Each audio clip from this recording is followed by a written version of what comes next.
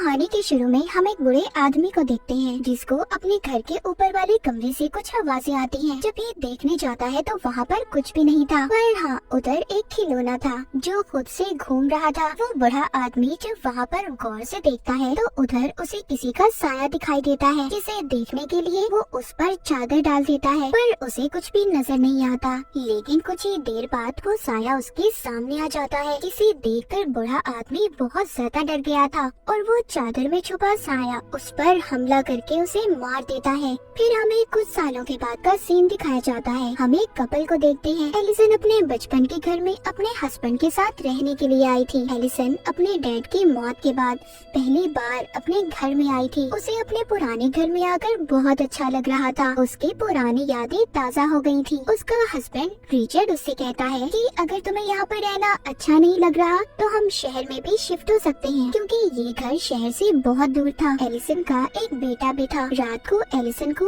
अजीबोगरीब सपने आ रहे थे, जिस वजह से वो स्लीप पैरालिसिस में चली गई थी। मतलब वो नींद में तो नहीं थी, पर वो अपने जिस्म को भी नहीं हिला पा रही थी। असल में ये उसकी बचपन की बीमारी थी। उसका हस्बैंड उसे शांत करता है। बचपन में उसके डैड उसे इस बीमारी से निकाला करते थे। एलिसन को ये बात समझ नहीं आई थी कि ये उसकी कोई बीमारी है या उसके साथ कुछ वाकई अजीब है, क्योंकि जब भी वो ऐसी हालत में होती थी तो एक औरत उसको दूर खड़ी दिखाई देती थी जो सिर्फ उसी को देखती रहती थी। बचपन में भी उसके साथ बिल्कुल ऐसा ही होता था। उसके डैड उसको समझाते थे कि इसमें कुछ हकीकत नहीं है, ये सिर्फ तुम्हारा वहम है और कुछ नहीं। और जब उसके डैड उसको सुलाकर चले जाते थे, इसको दोबारा से वही डरावने सपने आते थे। अब खैर सुबह को रिचर्ड जब ऑफिस जाने के लिए तैयार हो रहा था, तभी एलिसन टीवी में एक पैरानॉर्मल इन्वेस्टिगेटर को देखती है जो बता रहा था कि कैसे उसने एक आत्मा से बात करके इंसान की लाश को ढूंढ लिया है। उसे देखकर एलिसन भी मन ही मन सोचती है कि उसे भी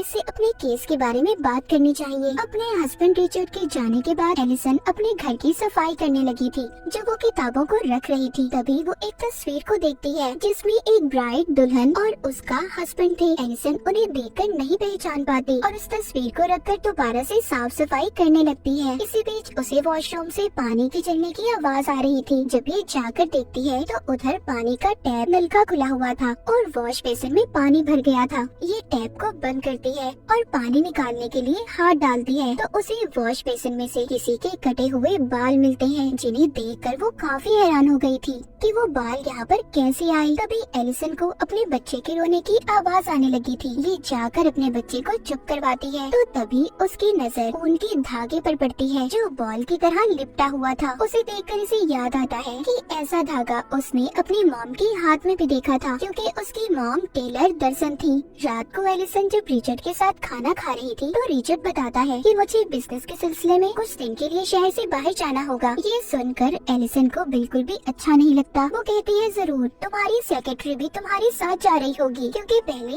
एलिसन का हस्बैंड अपनी सेक्रेटरी को पसंद करता था। एलिसन उसको मना करती है कि तुम मुझे ऐसे अकेले छोड़कर जाओगे, जिस पर वो कहता है बात समझने की कोशिश करो एलिसन, अगर मैं नहीं गया मुझे जॉब से निकाल दिया जाएगा। पर एलिसन को गुस्सा था कि रिचर्ड अपनी सेक्रेटरी के साथ जा रहा है, जिस पर रिचर्ड उससे कहता है कि वो उसकी जॉब है, तुम समझने की कोशिश करो, मैं सिर्फ तुमसे प्यार करता हूँ, मुझ पर ऐसे शक मत करो। एलिसन अब बिना कुछ कहे अपने कमरे में चली जाती है। तभी उसे अपने सामने घूमता हुआ खिलौना दिखाई देता है। उसको देखकर एलिसन को अपने बचपन की याद आ गई थी कि कैसे ऐसे ही बचपन में ये इसके सामने आ गया था। जब इसने इस खिलौने का पीछा किया तो इसकी मॉम ने इसे स्टोर रूम में बंद कर दिया। जब सुबह हुई तो इसके डैड ने इसे बाहर निकाला था। एलिसन जख्मी हालत में बाहर निकली थी। इसके बाद इसके डैड ने ये फैसला किया था कि वो इसे किसी दूसरी फैमिली को दे देंगे, क्योंकि एलिसन अपने ही घर में महफूज नहीं थी। पर उस वक्त एलिसन ने अपने घर में एक प्रीस्ट को भी देखा था जो कमरे में बैठा मंत्र पढ़ रहा था। तब से एलिसन बाहर रहने लगी थी और अब बहुत सालों बाद ये अपने पुराने घर में आई थी।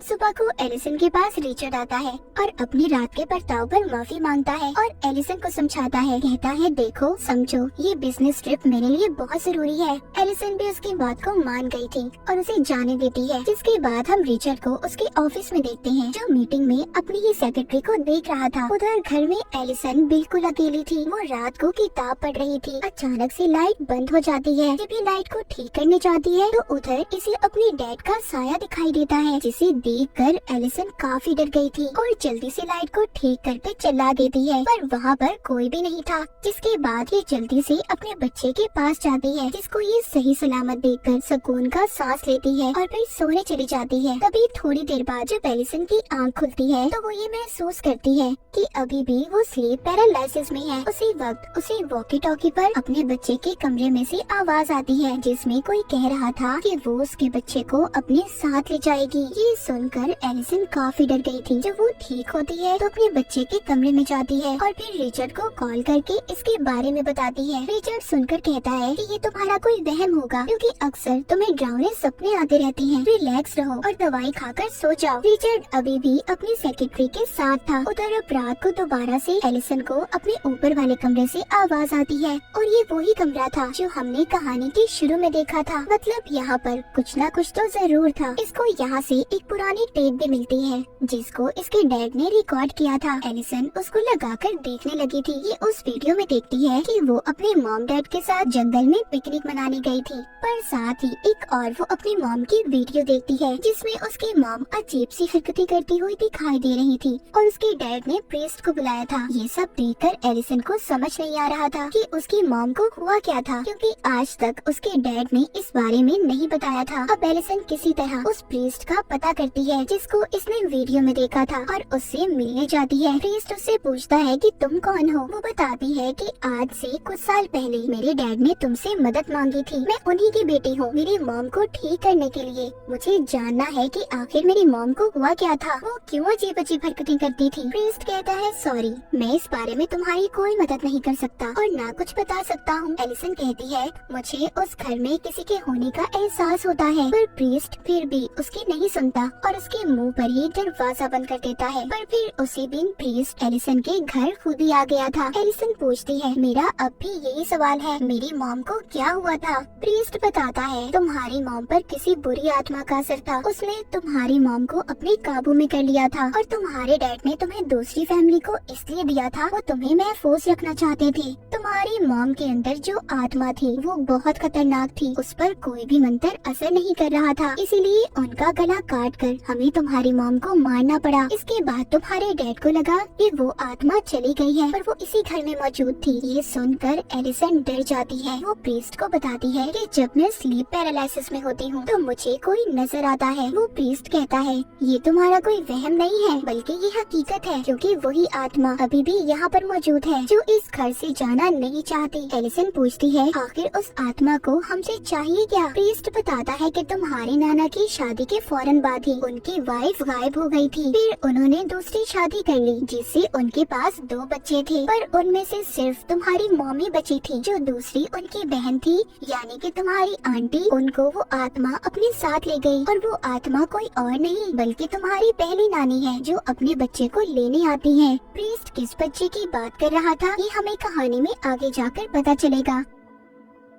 एलिसन को तभी प्रीस्ट के पीछे वही आत्मा नजर आती है जिससे वो डर कर उठ जाती है। वो प्रीस्ट से पूछती है इस आत्मा को यहाँ से कैसे बाहर निकाला जा सकता है। वो बताता है कि इसके लिए उसकी सभी चीजें जो उससे जुड़ी हुई हैं हमें उन्हें जलाना होगा। तभी वहाँ पर रिचर्ड भी आ गया था जो इन दोनों की बातों को सुन लेता है और उसे बेहद गुस्सा आता है। वो प्रीस्ट को जाने का कहता है क्योंकि रिचर्ड इन सब बातों पर यकीन नहीं करता था। उसे लग रहा था कि प्रीस्ट एलिसन को झूठी बातों में फंसा रहा है। इसके बाद प्रीस्ट उसके घर से चला गया था। तभी रास्ते में अचानक से उसकी गाड़ी बंद हो जाती है और उसके सामने वही आत्मा आ जाती है जो ब्राइड बनी हुई थी। ये वही ब्राइड दुल्हन थी जिसकी तस्वीर एलिसन ने भी देखी थी। असल में वो यहाँ पर आकर प्रीस्ट को डराना चाहती थी। तभी प्रीस्ट दुआ करता है और मंत्र बोलने लगता है, जिस दौरान उसकी गाड़ी का दरवाजा खुलता है। उसे वो फौरन बंद करता है मगर फिर से वो दरवाजा खुल गया था। अब प्रीस्ट काफी ज्यादा डर गया था, लेकिन तभी अचानक से वो आत्मा उस पर हमला करके उसे मार देती है। उधर एलिसन अपने कमरे में अब अपने बच्चे को भी ले आई थी। उसे तभी नीचे से आवाज आती है। ये प्रीस्ट को जाता हुआ देखती है। अजीब था ना, प्रीस्ट तो मर गया था तो फिर ये कौन था। जब एलिसन उसके पीछे जाती है तो वही वो आत्मा उसे नजर आती है और उसे अपने साथ ले जाने लगी थी। जिस दौरान रिचर्ड जब उसके पास आता है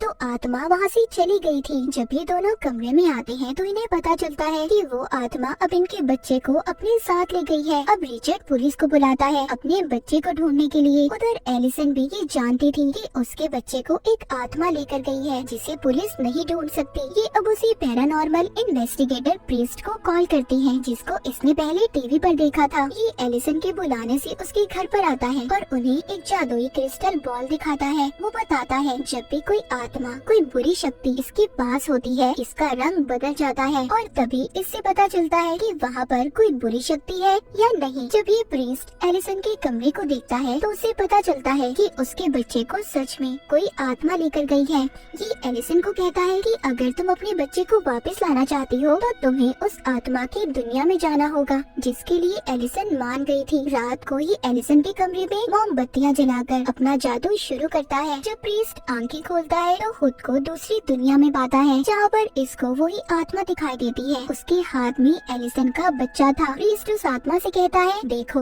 इस बच्चे को अगर तुमने वापस ना किया तो अच्छा नहीं होगा। पर अचानक से आत्मा गायब हो गई थी और प्रीस्ट दीवार पर एक शैतानी निशान को देखता है। असल दुनिया में प्रीस्ट आकर बताता है वो आत्मा तुम्हारी पहली नानी है जो डेमंस की पूजा किया करती थी। इसलिए एक दिन डेमन ने अपनी दुनिया से आकर उन्हें अपने काबू में कर लिया और जब ये बात तुम्हारे नाना को पता चली तो उन्होंने इसी घर में अपनी बीवी को जिंदा दफन करके मार दिया, जिस बात का बदला उनकी बीवी और वो डीमन मिलकर ले रहे हैं। जैसे वो पहले तुम्हारी मॉम की बहन को उठाकर ले गए थे, बिल्कुल ऐसे ही वो तुम्हारे बच्चे को उठाकर ले गए हैं। एलिसन कहती है कि आखिर वो बच्चों को क्यों ले जाती है। प्रीस्ट बताता है कि जब तुम्हारे नाना ने अपनी बीवी को जिंदा दफनाया तो वो माँ बनने वाली थी और इसी बात का बदला वो इस फैमिली के बच्चों को उठाकर पूरा कर रही है। रिचर्ड भी सभी बातें सुनकर परेशान हो गया था। वो प्रीस्ट से पूछता है अब हमें क्या करना होगा, हम अपने बच्चे को कैसे वापस ला सकते हैं। प्रीस्ट कहता है उस आत्मा की दुनिया में जाकर उससे लड़कर और एलिसन ही इस काम को कर सकती है क्योंकि एक माँ की ताकत ही अपने बच्चे को बचा सकती है। ये कमरे में अब एलिसन को लिटा देते हैं और उसे लंबे लंबे सांस लेने का कहते हैं। ऐसा करते ही एलिसन दूसरी दुनिया में पहुँच गयी थी जहाँ पर खुद वो एक बॉक्स में बंद पाती है, पर जैसे तैसे वो यहाँ से बाहर आकर अपने बचपन के कमरे में पहुँच गई थी जहाँ पर ये टीवी देख रही थी। वहीं पर इसकी मॉम इसके पास आती है और इसको दिलासा देकर कहती है सब ठीक हो जाएगा। एलिसन जब ये कहती है कि मैं जानती हूँ ये हकीकत नहीं है, तभी जो इसकी मॉम थी वो असल रूप में आकर उसका गला दबाने लगती है। उधर जो प्रीस्ट था वो रिचर्ड से अपना बैग लाने का कहता है ताकि ये सही वक्त पर एलिसन को उस दुनिया से बाहर निकाल पाए। पर जब रिचर्ड कमरे पे जाता है जहाँ पर वो अपनी सेक्रेटरी को देखता है, पर ये समझ गया था कि ये आत्मा की कोई चाल है, लेकिन उस कमरे का दरवाजा बंद हो जाता है। उसे तभी बाथरूम से आवाज आती है। जब ये देखने जाता है उधर आत्मा ने इसको अपने काबू में कर लिया था। उधर दूसरी दुनिया में एलिसन अपने नाना को देखती है जो रो रहे थे। उसको अपनी असल नानी भी दिखाई देती है जो अपना गला काट लेती है। इधर असल दुनिया में प्रीस्ट रिचर्ड का इंतजार कर रहा था, पर जब वो नहीं आता तो वो खुद ही अब ऊपर जाता है। जब कमरा खोलता है उधर सब अजीब था। रिचर्ड भी उस आत्मा के कब्जे में था। ये जल्दी से अपना बैग लेता है और दरवाजा बंद करके एलिसन के पास जाता है। अपनी चीजें निकालकर जादू करके आत्मा को एलिसन से दूर रहने का कहता है। इससे वो आत्मा उससे दूर तो हो गई थी। उधर आत्मा की दुनिया में एलिसन अपने नाना की पहली वाइफ को देखती है, यानी कि उसी आत्मा को जो अब तक इनके पीछे पड़ी थी। फिर एलिसन को अपने डैड मिलते हैं जो कह रहे थे इधर ही रुक जाओ,